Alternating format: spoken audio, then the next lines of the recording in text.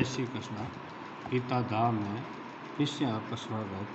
कक्षा 6 क्लास कौन सी है? ये 6 है और विषय है सामाजिक। क्या है? सामाजिक।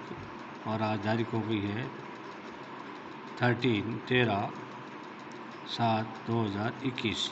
ओके बच्चों, मैंने आपको यहाँ तक पढ़ा है। जो इतिहास की तिथियाँ वगैरह वो पूरा पाठ लगभग पूरा होने जा रहा है और मैंने कुछ क्वेश्चन भी भेजे, वो भी आपने कर लिए होंगे, यानी तो और क्वेश्चन मैं अभी भेजूँगा। तब तक के लिए मैं आपको एक बार पाठ पूरा करा देता हूँ टॉपिक, और अगला टॉपिक हमारा क्या होगा? प्रश्न उत्तर होंगे। ठीक है, तो आपको इसको ज़्यादा से ज़्यादा आपको पढ़ना है और ज़्यादा से ज़्यादा शेयर करना है। जैसा कि हमने पहले पढ़ा अभिलेख। अभिलेख किसे कहते हैं? कठोर शत्रुओं का उत्कीर्ण करवाए जाते थे। क्यों? इसलिए करवाए जाते थे कि कम से कम कई सालों तक, कई वर्षों तक वो खराब नहीं हो। कठोर शत्रुओं पर लिखा हुआ, और खुदाई से करवाए जाते थे ताकि उस पर किसी प्रकार का असर नहीं पड़े, पानी वगैरह का। ठीक है, इसी प्रकार इनमें से कई अभिलेख कई 100 वर्ष पुराने लिखे गए। हजारों साल, 100 साल पहले, कई सालों से पहले लिखे गए।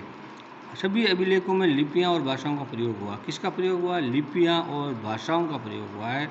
समय के साथ साथ अभिलेखों में प्रयुक्त भाषाओं तथा लिपियों में बहुत बदलाव आ चुका है। क्या आ चुका है? बहुत बदलाव आ चुका है। विद्वान ये कैसे जान पाते हैं कि क्या लिखा था? इसका पता अज्ञात लिपि का अर्थ निकालने की प्रक्रिया द्वारा ही लगाया जा सकता है। विद्वान को कैसे मालूम पड़ेगी, कैसे पता लगाएंगे कि कौन सी भाषा कैसे लिखी गई है? इसमें इसका पता अज्ञात लिपि का अर्थ निकालने की एक प्रक्रिया द्वारा ही, कोई एक प्रक्रिया होती है वैज्ञानिक के पास में या विद्वानों के पास में, उस प्रक्रिया के द्वारा ही ये लिपियों की भाषा को पहचाना जाता है। इस प्रकार से अज्ञात लिपि को जानने की एक प्रसिद्ध कहानी उत्तरी अपदेश मिस्र में मिलती है। कहाँ मिलती है? उत्तरी देश मिस्र। किसकी कहानी मिलती है? अज्ञात लिपि जानने की एक प्रसिद्ध कहानी। तो अज्ञात जिसके लिपि के बारे में हम नहीं जानते, उसके बारे में प्रसिद्ध कहानी कहाँ मिलती है? मिस्र देश में मिलती है। वो कहाँ है? दक्षिण उत्तरी अफ्रीका में है। लगभग 5000 वर्ष पूर्व यहाँ राजा रानी रहते थे। क्या रहते थे? राजा रानी रहते थे। एक ही पहले ये देखो लिपि बनाई हुई है, ये सब में अलग अलग है। जैसे पी का मतलब ये टी ऐसे होता है, ऐसे एल लाइन, इस प्रकार से उन्होंने लिपियाँ बनाई थी। ठीक है, नेक्स्ट में तो मिस्र, ये कहानी पूरी कर देते हैं अपन। मिस्र के उत्तरी तट पर रोसेटा नाम का एक कस्बा था। क्या था? रोसेटा नाम का एक कस्बा था। यहाँ से एक ऐसा उत्कीर्ण पत्र मिला जिससे पर एक ही लेख भिन्न भिन्न भाषाओं में तथा लिपियों में। क्या था? एक ही लेख था, वो भी विभिन्न भाषा और लिपियों, यूनानी और मिस्री लिपि के 2 प्रकारों में। यूनानी और मिस्री दोनों, मिस्री लिपि के दोनों में था, दोनों में है। और कुछ विद्वान यूनानी भाषा पढ़ सकते थे। कुछ विद्वान क्या थे? यूनानी भाषा पढ़ सकते थे। उन्होंने बताया कि यहाँ राजाओं और रानियों के नाम एक छोटे से फ्रेम में दिखाए गए हैं। किस में दिखाए गए हैं? एक छोटे से फ्रेम में दिखाए गए हैं। इसे कारतूस कहा जाता है। क्या जाता है इसे? कारतूस। इसके बाद विद्वानों ने यूनानी और मिस्री संकेतों को अगल बगल रखते हुए, यानी साइड में रखते हुए, मिस्री अक्षरों की समानार्थक ध्वनियों को पहचान की। समानार्थक ध्वनियों की, उनकी आवाज़, वॉइस को उसने पहचान की। जैसा कि तुम देख सकते हो कि यहाँ एल अक्षर के लिए शेर, यानी एल फॉर लाइन होता है, और यहाँ पे शेर का चिन्ह लगा हुआ था। पीछे मैंने आपको बताया तो उस भेजी आपको लिखी, उसमें शेर। तो ए अक्षर के लिए चिड़िया के चिन्ह बने।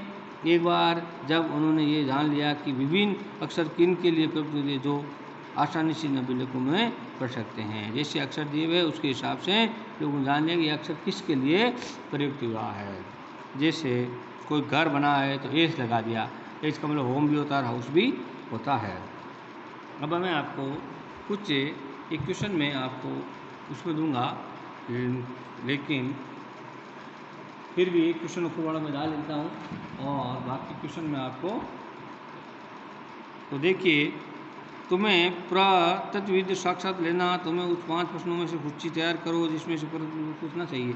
अब देखिए, उपयोगी शब्द है यात्रा, पांडुलिपि, अभिलेख, पुरातत्व, इतिहास का स्रोत, अज्ञात लिपि और अर्थ का अर्थ निकालना। ये क्या है, हमारे यूजुअल वर्ड है। क्या है, उपयोगी शब्द है।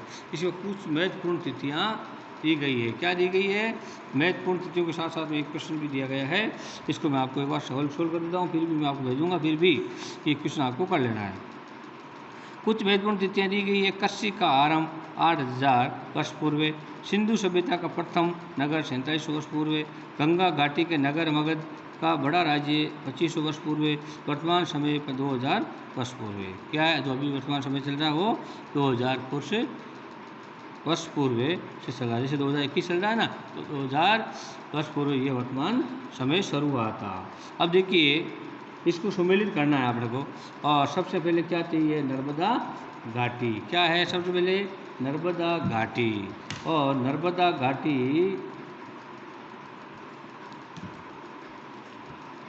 क्या था इसमें, तो इसमें पहला बड़ा राज्य। तो इसमें क्या है, इसके अंदर क्या आएगा, बी आएगा। क्या आएगा, आखेट और संग्रहण। ठीक है? नर्मदा घाटी में क्या होता था, आखेट और संग्रहण। ठीक है। उसके बाद में मगध। मगध पहला बड़ा राज्य था। मगध क्या था, पहला बड़ा राज्य था। इसी प्रकार से गारो पहाड़ियाँ थी। वो क्या थी, आरंभिक कृषि। क्या थी, आरंभिक कृषि। सिंधु और इसकी सहायक नदियाँ, इसमें क्या थी, सिंधु और इसकी सहायक नदियाँ। तो ये थी सिंधु और इसकी सहायक नदियाँ थी। क्या था, प्रथम नगर। क्या था, प्रथम नगर।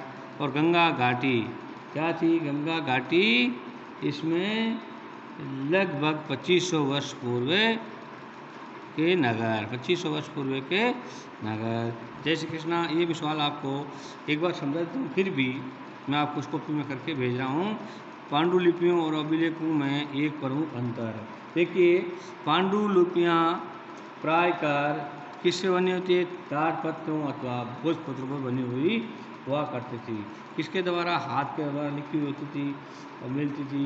जबकि अभिलेख पत्र अथवा धातुओं जैसी, किस पे, पत्थर अथवा धातुओं जैसी अपेक्षाकृत कठोर सतहों पर, किस पे, अपेक्षाकृत कठोर सतहों जैसे पत्थर हुआ, तांबे का ताम्रपत्र हुआ, या और भी कुछ लोहे का था, उनके ऊपर खुदाई करके बनाया जाता था। तो उसमें उत्कीर्ण के मिलते हैं, उत्कीर्ण उससे लिखा हुआ मिलते हैं, हाथ से या औजार से। तो जय श्री कृष्णा। मैं आपको ये क्वेश्चन फिर आपको अगले क्वेश्चन भेज देता हूँ।